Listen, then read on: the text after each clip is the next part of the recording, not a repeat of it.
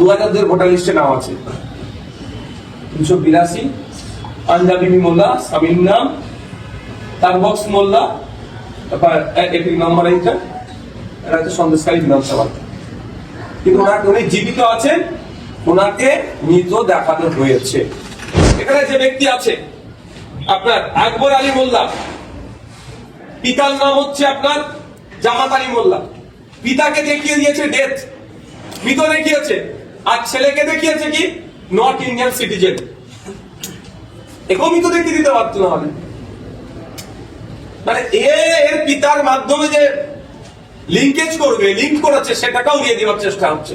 কিন্তু এনার পিতার 2002 এর ভোটার লিস্টে নাম আছে, এসআইআর এর লিস্টে দেখুন, জামাত আলী মোল্লা, পিতার নাম ইয়াদ আলী মোল্লা, এপিক নাম্বার সহ সেই লিস্টে নাম আছে।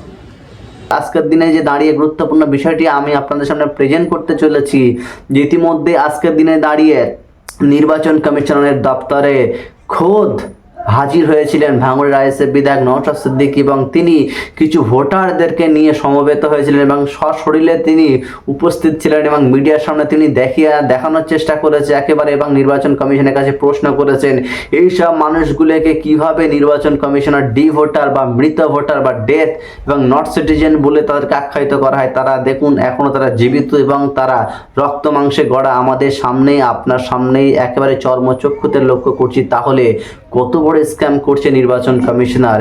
এবং ইতিমধ্যে আমরা একটা দৃশ্য লক্ষ্য করেছি, যেভাবে কেন্দ্রে বিরোধী দলনেতা হিসেবে রাহুল গান্ধী যেভাবে মোদীকে নাকুনি চুবুনি খাইয়েছেন, সে তার আবারও একটা সেই পথে হাঁটছেন। কোথাও কি এই ভাঙড়ের একমাত্র বিধায়ক নওশাদ সিদ্দিকী, সেই দৃশ্য কিন্তু সমান গতিতে আমাদের সামনে চোখে ধরা পড়ছে। যে নাজার থানার, মূলত সন্দেশখালী বিধানসভা নাজার থানার বিভিন্ন অঞ্চলে বিভিন্ন বুথে বিএলও মারফত কিছু কাগজ সার্কুলেট করা হচ্ছে।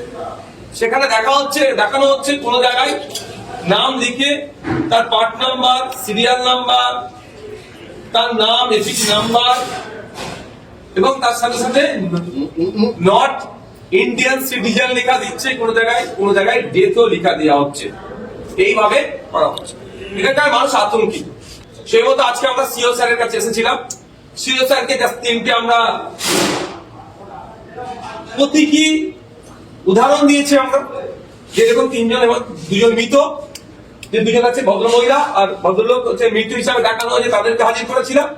আর যাকে ভারতীয় নাগরিক বলা হচ্ছে না তাকে হাজির করেছে 3 জন। এই অফিসে তো সবাইকে বেশি লোককে ঢুকানো যায় না। নির্বাচন আমাদের সিও স্যার তো অবাক হয়ে গেল যে এই ধরনের নির্দেশনা এখান থেকে দেওয়া হয়নি। এটাও বলে দিলে বুথের স্থলে কেউ এই ধরনের এটাকে একটা ভুল বার্তা ছড়ানোর জন্য এগুলো করা হচ্ছে। এবং আমরাও বলেছি সহযোগিতার জন্য কোন বুথ, কোন বিএলও, কোন ইয়ারও, তাদের পার্টিকুলারস আমরা নোট করে আমরা সিও স্যারের কাছে পাঠাবো যে এই বুথে আমরা এখন পর্যন্ত খবর পাচ্ছি, বিএলওর নাম, তার কন্ট্যাক্ট নাম্বার, ইয়ারও বা ইয়ারও যিনি আছেন তার ডিটেলস আমরা দেবো। যতটুকু কথা বলে বুঝতে পারলাম সম্পূর্ণরূপে এটা একটা চক্র চলছে, যেটা ইসিআই কে অন্ধকারে রেখে তারা পুরো স্তরের মানুষজন তাদের স্ব উদ্যোগে এই ধরনের লিস্ট কম্পিউটারে বানিয়ে পঞ্চায়েতে ঝুলিয়ে বা বিডিওদের হাতে দিয়ে বা আর উদ্বোধন কোথাও লাগিয়ে মানুষকে বিভ্রান্ত করছে, মানুষকে আতঙ্কের দিকে ঠেলে দিয়ে একটা অরাজকতার দিকে ঠেলে দেওয়ার চেষ্টা করছে। এখানে যে ব্যক্তি আছে আপনার আকবর আলী মোল্লা, পিতার নাম হচ্ছে আপনার জামাত আলী মোল্লা, পিতাকে দেখিয়ে দিয়েছে ডেথ, মৃত দেখিয়েছে, আর ছেলেকে দেখিয়েছে কি নট ইন্ডিয়ান সিটিজেন। এরকম মৃত দেখিয়ে দিতে পারতো না, মানে এর পিতার মাধ্যমে যে লিঙ্কেজ করবে, লিঙ্ক করেছে, সেটাকেও নিয়ে দেওয়ার চেষ্টা হচ্ছে।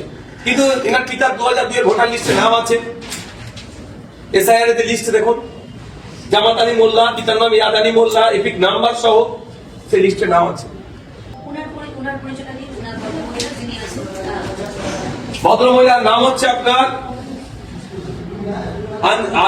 আঞ্জা বিবি মোল্লা, না আমি আপনার কি বলে 2002 এর ভোটার লিস্টের ডিটেলস আমি বলে দিচ্ছি আপনার। আঞ্জা বিবি মোল্লা কত নম্বর আছে? আচ্ছা, এখানে চলে দিচ্ছি, এখানে বলে দিচ্ছি, আমি পার্ট নম্বরে বলে দিচ্ছি। এখানে অংশ নম্বর হচ্ছে পার্ট নম্বর 62, সিরিয়াল নম্বর 282, বিধানসভা ক্ষেত্র নম্বর আপনার 98, 282 নম্বর সিরিয়াল।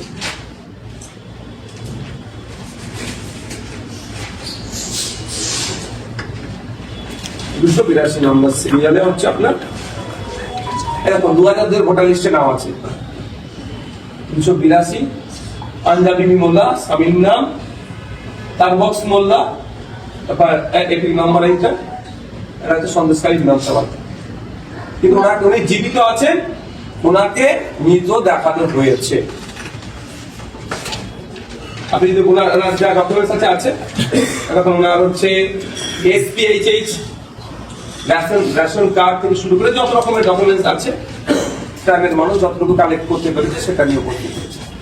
এই রাজ্যের বিরোধী দলনেতা অর্থাৎ শুভেন্দু অধিকারী তিনি বলেছিলেন নির্বাচন কমিশনারকে যে এই রাজ্যে নাকি 1.5 কোটি রোহিঙ্গা বাংলাদেশি আছে, এবং সেখানে দেখলাম আপাতত দিনে দাঁড়িয়ে প্রায় কোনো একটাও মিডিয়া দেখাতে পারেনি যে এই রাজ্যে সত্যি SIR এর খবলে পড়ে একটা রোহিঙ্গা ধরা পড়েছে, একটা বাংলাদেশি ধরা পড়েছে, একটাও পায়নি। তাই ইতিমধ্যে তারা চেষ্টা করছে, যেহেতু 1.5 কোটির একটা ঘোষণা বা দায়িত্ব নিয়ে বলেছিলেন এই শুভেন্দু অধিকারী পশ্চিমবাংলায় 1.5 কোটি রোহিঙ্গার হদিশ তিনি পাইয়ে দেবেন, সেখানে তিনি দেখাতে পারেননি।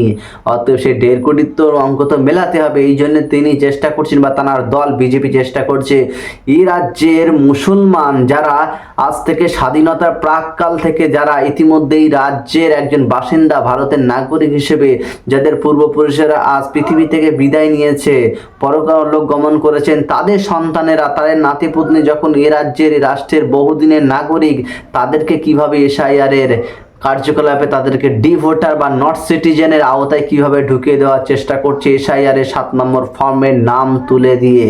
ইতিমধ্যে সেই দৃশ্য আমরা লক্ষ্য করছি। ইতিমধ্যে বঙ্গ রাজনীতিতে SIR নিয়ে যেভাবে সাধারণ মানুষকে হয়রানি করার চেষ্টা করছে, তার একটা প্রতিচ্ছবি আমাদের সামনে উঠে এসেছে। এবং ইতিমধ্যে আমরা দেখছি যে বিশেষ করে সন্দেশখালীর মাটিতে বিগত দিন আমরা লক্ষ্য করলাম প্রায় 2500 থেকে আপাতত 7500 মানুষকে ডি ভোটার বা নট সিটিজেন বলে একেবারে তালিকা প্রকাশ করা হয়েছে। সেখানে দেখা যাচ্ছে যে ইতিমধ্যে বিশাল একটা চক্রান্ত করছে নির্বাচন কমিশনার, যা ইতিমধ্যে সেখানকার মানুষেরা সেই বিষয় নিয়ে অত্যন্ত গর্জন করছেন। এবং বিগত কয়েকদিন পূর্বে থেকে সেখানে কিন্তু কোনো মিডিয়াকে প্রবেশ করতে দেওয়া না হলেও রিপাবলিক বাংলা সেখানে গিয়েছিলেন, এবং সেখানে যাওয়ার পরে তিনি যে তার মাইক আছে নিউজ রিপোর্টারের জন্য, সেই মাইকে যে একটা লোগো থাকে বা সিম্বল থাকে সেটা তিনি খুলে ফেলে দিয়ে সেখানে ভিডিও করেছেন। এবং সেখানে ভিডিও করতে গিয়ে নাকি অনেক মানুষকে তিনি টাকা দিয়ে, ঘুষ দিয়ে নাকি বাইক নিয়েছেন, এমনটি বক্তব্য ধরা পড়ছে বং নিউজ লাইভ দীপক ব্যাপারীর সেই গুরুত্বপূর্ণ রাজনৈতিক নাম্বার 1 চ্যানেলে ধরা পড়ে গেছে। সেখানকার মানুষটা কিন্তু ইতিমধ্যেই সেই বয়ান দিয়েছে। দর্শক, আজকে গুরুত্বপূর্ণ ভিডিও সম্পর্কে ফটাফট আপনার মন্তব্য জানাতে পারেন চ্যানেল কমেন্ট বক্সে। দৈনন্দিন এরকম ইনফরমেটিভ ভিডিও পেতে সাবস্ক্রাইব করুন জনবার্তা টিভি। আপাতত আজকের গুরুত্বপূর্ণ ভিডিও থেকে বিদায়।